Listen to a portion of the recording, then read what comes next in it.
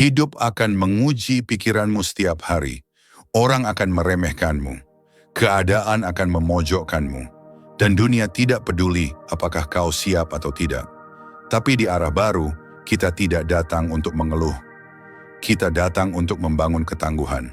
Stoikisme mengajarkan, badai di luar tak akan mengguncangmu jika laut di dalam dirimu tenang. Di sini, kita melatih pikiran agar tak terkalahkan, memisahkan mana yang bisa kita kendalikan dan melepaskan yang tidak. Karena ketika pikiranmu kuat, tak ada ucapan, tak ada kejadian, bahkan takdir sekalipun yang bisa meruntuhkanmu.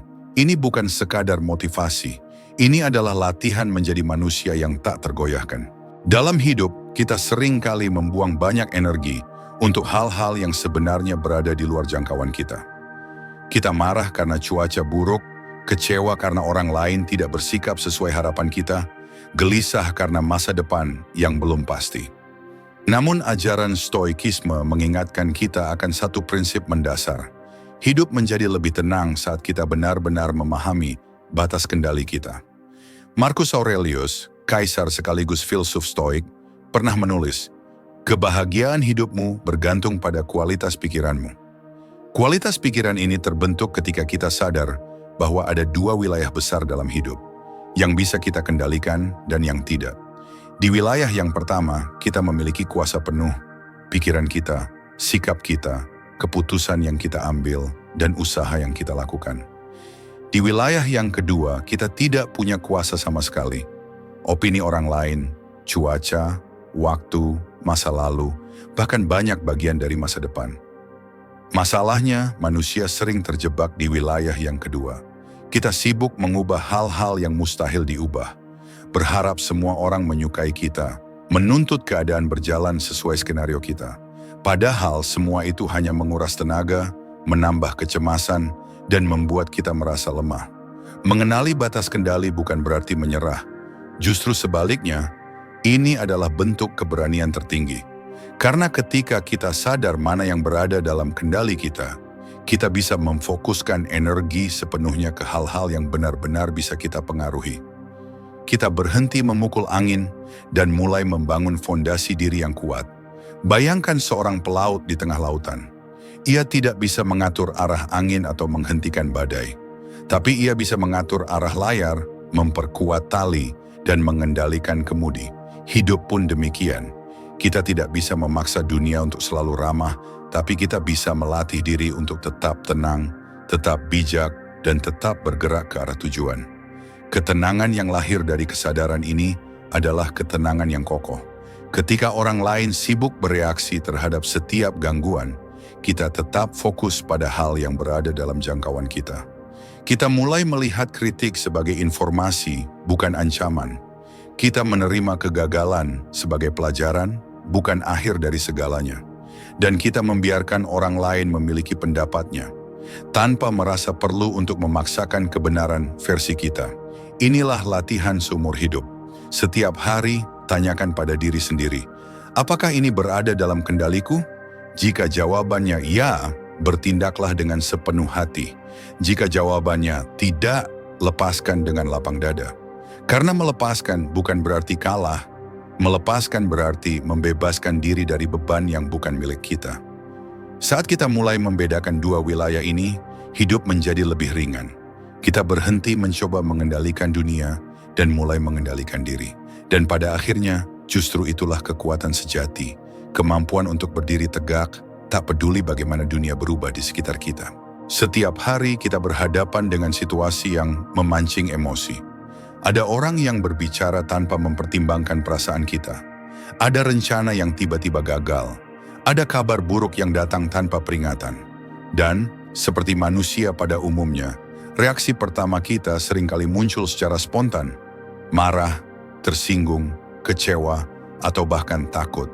Namun, disinilah letak perbedaan antara pikiran yang terlatih dan pikiran yang dikuasai oleh emosi sesaat. Pikiran yang belum terlatih langsung membalas dengan impuls.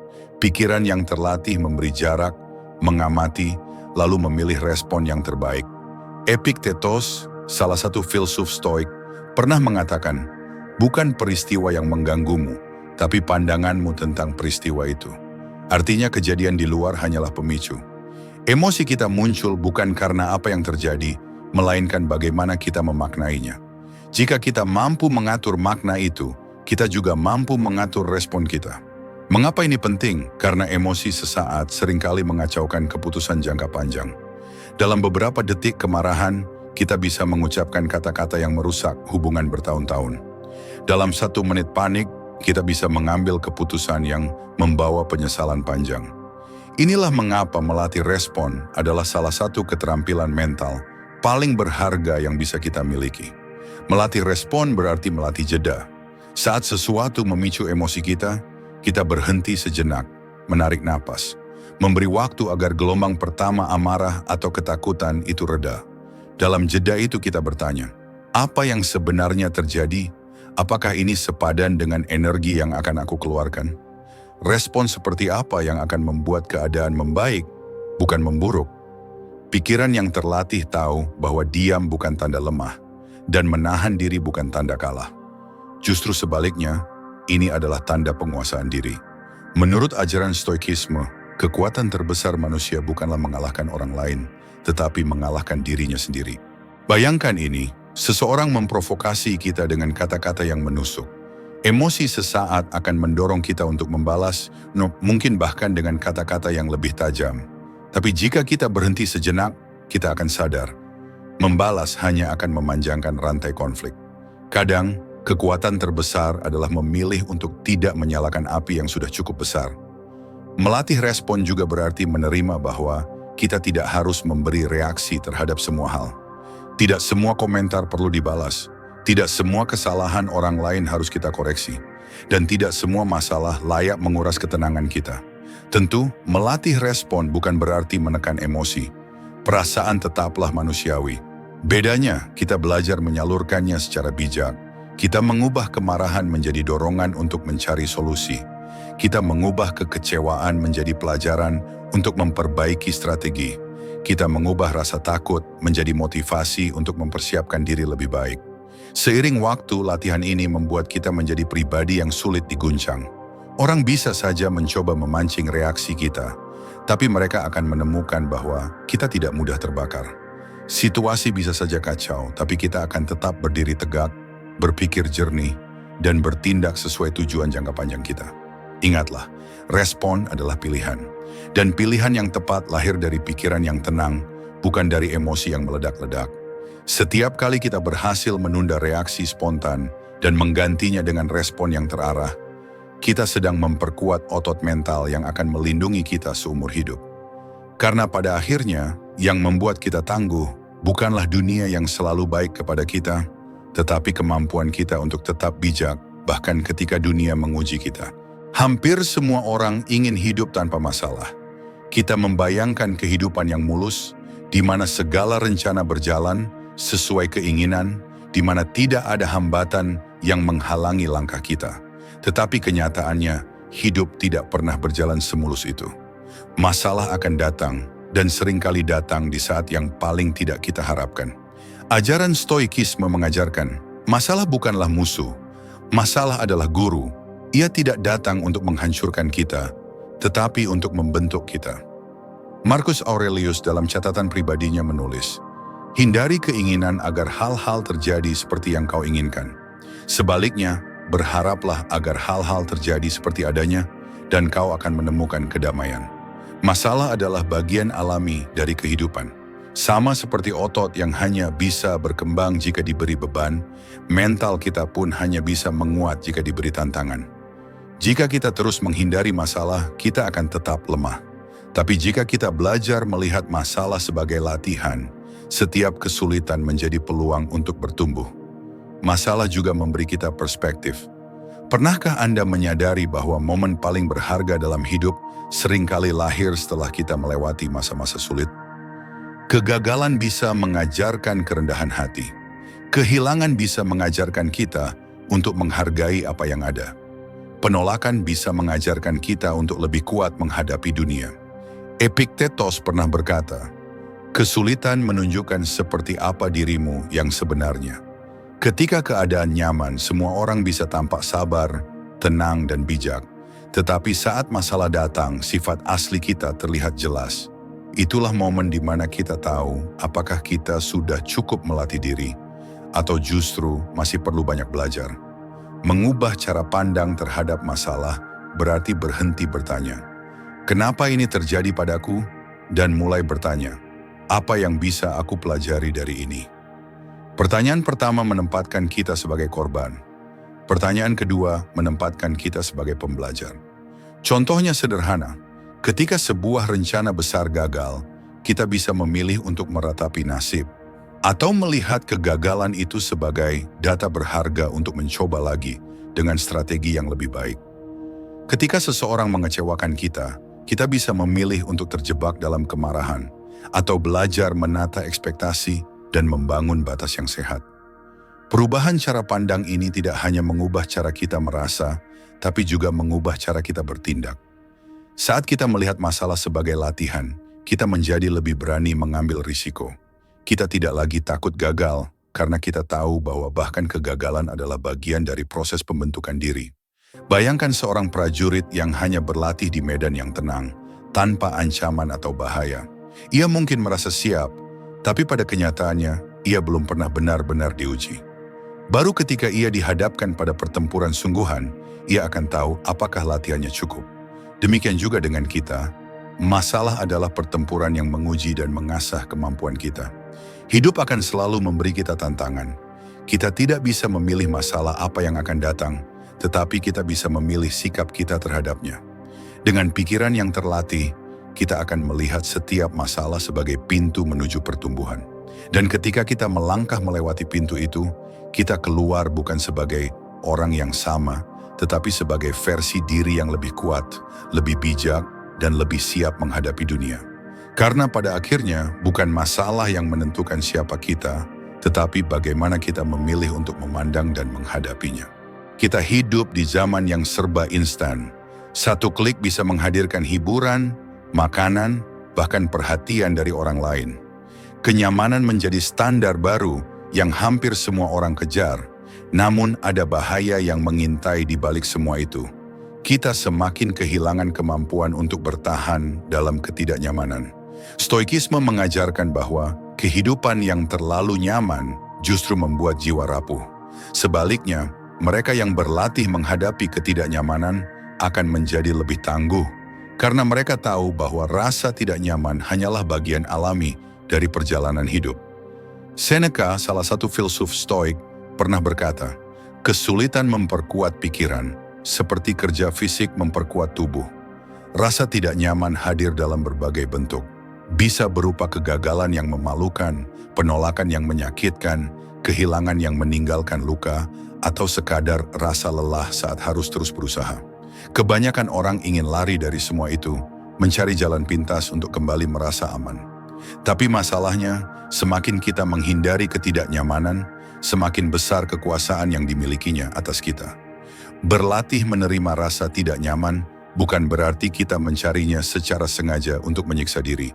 Ini tentang membiasakan diri untuk tetap hadir, tetap tenang, dan tetap berpikir jernih meskipun hati terasa berat dan pikiran ingin menyerah. Bayangkan seorang atlet yang setiap hari melatih tubuhnya. Ia sadar bahwa ototnya hanya akan tumbuh jika diberi beban yang cukup berat. Ia tahu rasa nyeri setelah latihan adalah tanda bahwa tubuhnya sedang berkembang. Demikian pula dengan pikiran dan jiwa kita, ketidaknyamanan adalah beban yang membuat kita berkembang. Stoikisme bahkan menganjurkan premeditatio malorum, latihan mental membayangkan hal-hal buruk yang mungkin terjadi. Bukan untuk menakuti diri sendiri, tetapi untuk mengurangi keterkejutan dan kepanikan ketika hal itu benar-benar datang.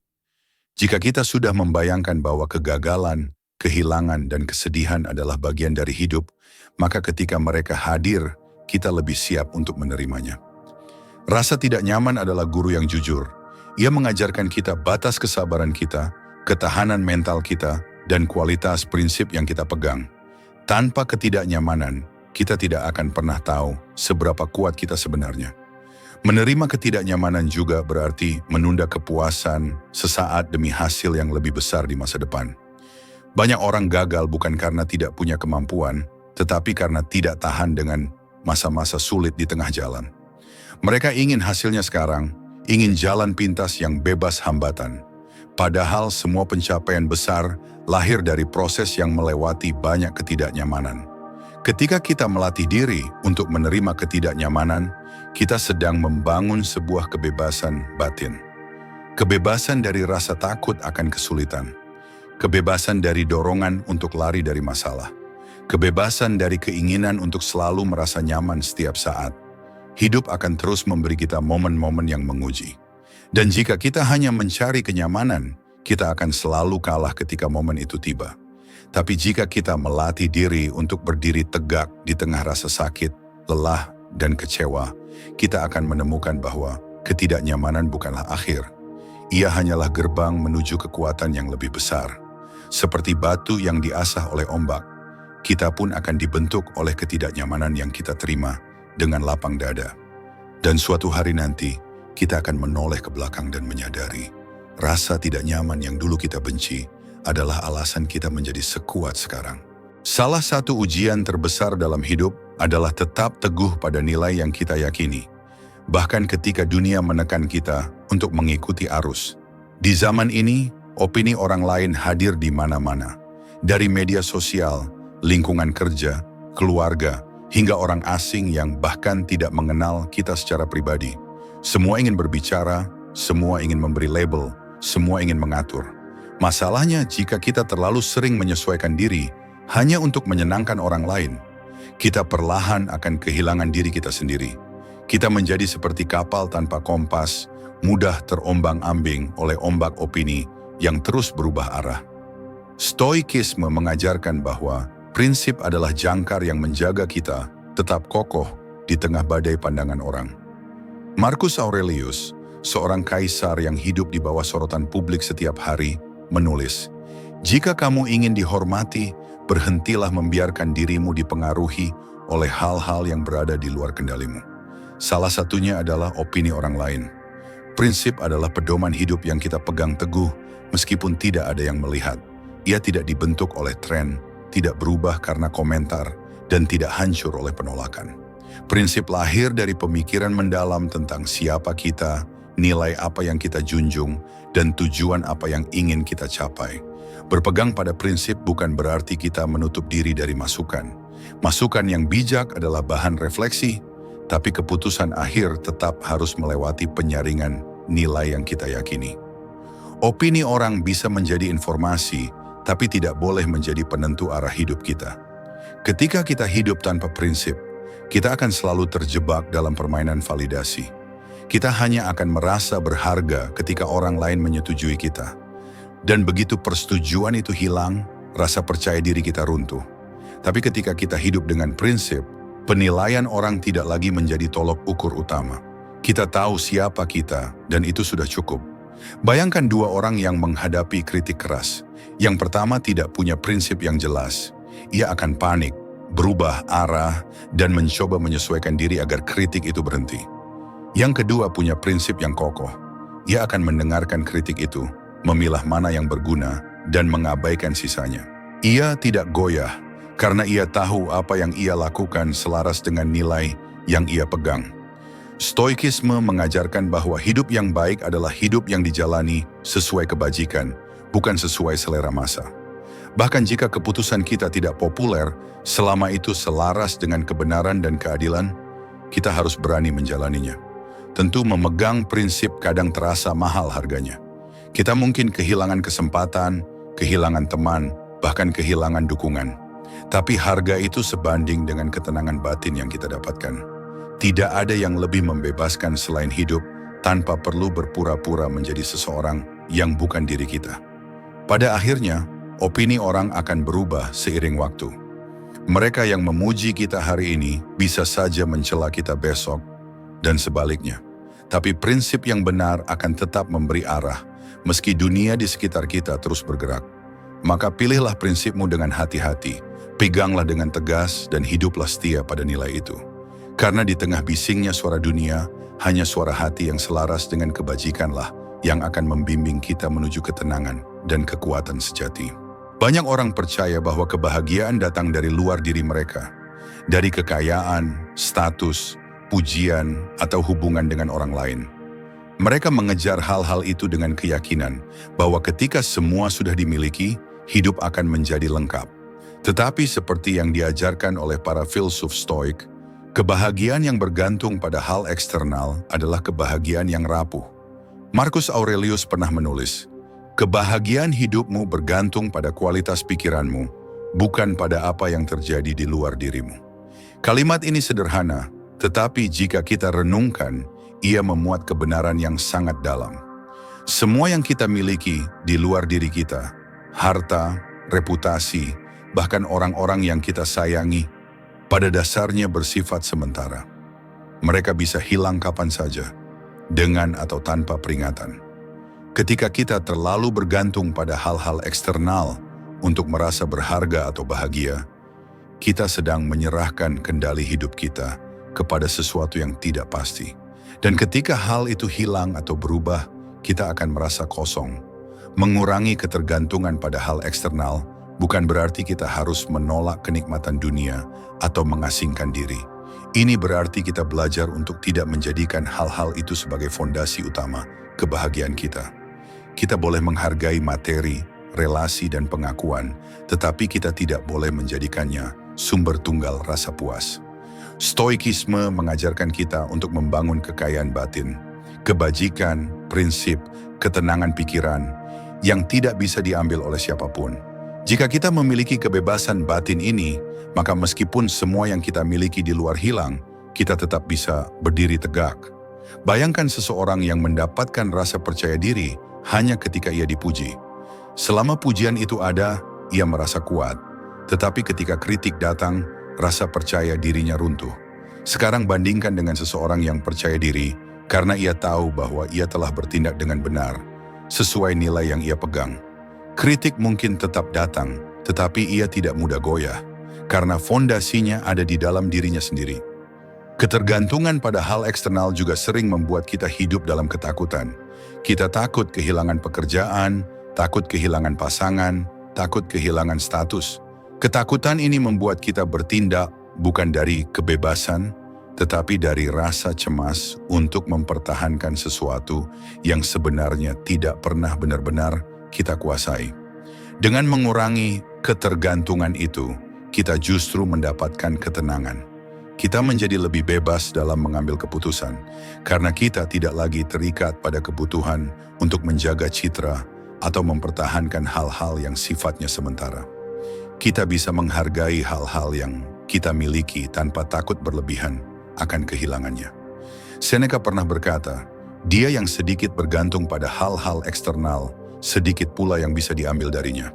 Artinya semakin sederhana kebutuhan kita terhadap hal-hal di luar, semakin besar kekuatan yang kita miliki untuk bertahan dalam segala situasi. Pada akhirnya, kebahagiaan yang paling kokoh adalah kebahagiaan yang tumbuh dari dalam. Ia tidak memerlukan persetujuan orang lain, tidak memerlukan jaminan dari dunia luar. Ia lahir dari keyakinan bahwa kita memiliki segala yang diperlukan untuk hidup dengan baik, apapun keadaan yang kita hadapi. Kurangi ketergantunganmu pada hal eksternal, dan kau akan menemukan bahwa kebebasan sejati bukanlah ketika kau memiliki segalanya, tetapi ketika kau tidak lagi diperbudak oleh kebutuhan untuk memilikinya. Ketenangan sejati bukanlah kemampuan untuk duduk diam di ruangan yang hening, melainkan kemampuan untuk tetap berpikir jernih dan bertindak tepat ketika dunia di sekitar kita berguncang. Dalam Stoikisme, ketenangan adalah buah dari disiplin pikiran, bukan hasil dari situasi yang sempurna. Kekacauan adalah bagian tak terpisahkan dari hidup. Ada hal-hal yang datang tanpa kita undang, kegagalan tiba-tiba, kabar buruk, kehilangan orang yang kita cintai, atau tekanan yang menggunung dari berbagai arah. Namun yang menentukan apakah kita akan hancur atau bertahan adalah sejauh mana kita mampu menjaga pikiran tetap teguh di tengah badai itu. Marcus Aurelius pernah berkata, "Ketenangan datang ketika kamu berhenti membiarkan hal-hal yang berada di luar kendalimu menguasai hatimu." Dalam konteks modern, ini berarti kita harus melatih diri untuk memisahkan antara peristiwa yang terjadi dan interpretasi kita terhadapnya. Kekacauan seringkali terasa menghancurkan bukan karena peristiwanya sendiri, tetapi karena cerita yang kita ciptakan di dalam pikiran kita. Ketika berita buruk datang, kita langsung membayangkan skenario terburuk, menumpuk kekhawatiran, dan memberi ruang bagi rasa panik untuk berkembang. Latihan ketenangan dimulai dari kesadaran. Saat situasi kacau terjadi, tarik napas dalam-dalam. Hentikan reaksi impulsif. Ingatkan diri, aku tidak harus menjawab dunia dengan amarah atau ketakutan. Aku bisa memilih untuk diam sejenak. Diam ini bukan berarti pasif, melainkan memberi jeda agar pikiran dapat memilah langkah yang paling bijak. Dalam kehidupan sehari-hari, kita bisa melatih ketenangan melalui hal-hal sederhana. Menghadapi komentar negatif di media sosial tanpa tergoda untuk membalas, menunggu antrean panjang tanpa mengeluh, atau tetap fokus bekerja ketika rekan kerja sedang panik. Latihan-latihan kecil ini membentuk mental yang tangguh, sehingga ketika badai besar benar-benar datang, kita sudah terbiasa mengarungi gelombang tanpa kehilangan arah. Ketenangan juga berarti menerima bahwa kita tidak akan pernah bisa mengendalikan semua variabel dalam hidup. Dunia tidak dirancang untuk selalu sesuai dengan keinginan kita. Kekacauan bukan tanda bahwa hidupmu salah arah, melainkan tanda bahwa kamu sedang berada di medan ujian. Disinilah ketenangan menjadi keunggulan. Ketika orang lain terguncang, kamu tetap memegang kendali atas pikiran dan tindakanmu. Seorang stoik tidak mengharapkan hidup tanpa badai, tetapi menyiapkan perahu batinnya agar tidak tenggelam ketika badai itu datang. Dan perahu itu dibangun dari satu bahan utama. Ketenangan yang terlatih bukan ketenangan yang datang karena kebetulan. Dalam ajaran stoikisme, ada sebuah prinsip mendasar yang sering diabaikan. Tidak ada guru yang lebih dekat, lebih tersedia, dan lebih konsisten daripada dirimu sendiri. Kebanyakan orang menunggu nasihat dari orang lain, menanti mentor yang sempurna, atau berharap ada sosok yang bisa menuntun setiap langkah. Padahal setiap hari, hidup memberi kita pelajaran, dan tugas kita adalah memastikan diri kita mau belajar darinya. Menjadikan diri sebagai guru berarti berani mengoreksi diri, tanpa menunggu dunia yang mengingatkan. Ini membutuhkan kejujuran brutal terhadap diri sendiri. Bukan sekadar mengakui kesalahan, tapi juga menguraikan mengapa itu terjadi, apa pola yang berulang, dan bagaimana menghindarinya di masa depan.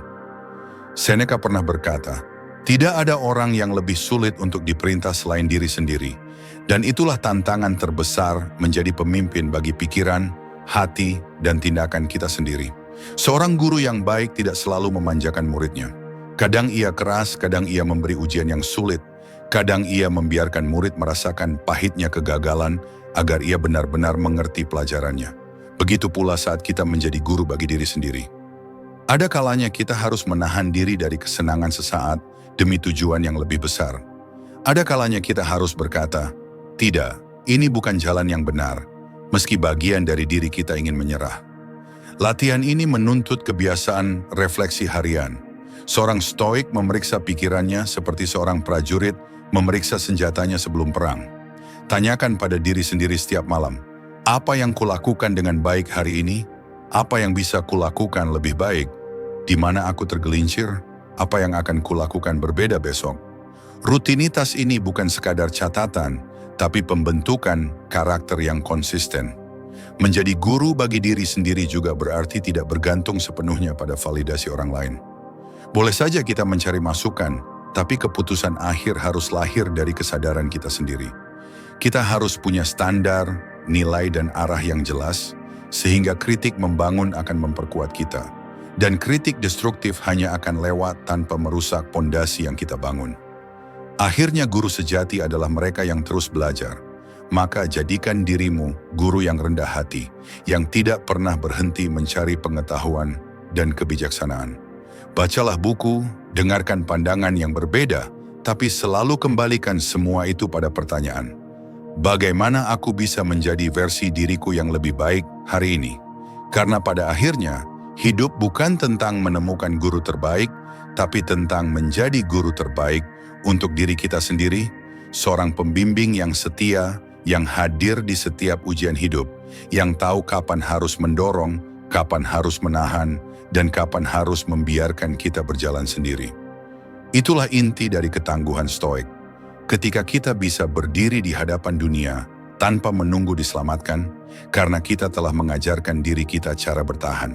Berhenti sejenak dan bayangkan, bagaimana jika setiap badai hidup yang datang bukan lagi membuatmu goyah, tapi justru menguatkanmu? Bagaimana jika setiap tantangan bukan lagi menjadi ancaman, melainkan pelatihan untuk jiwamu? Itulah inti dari perjalanan kita di arah baru.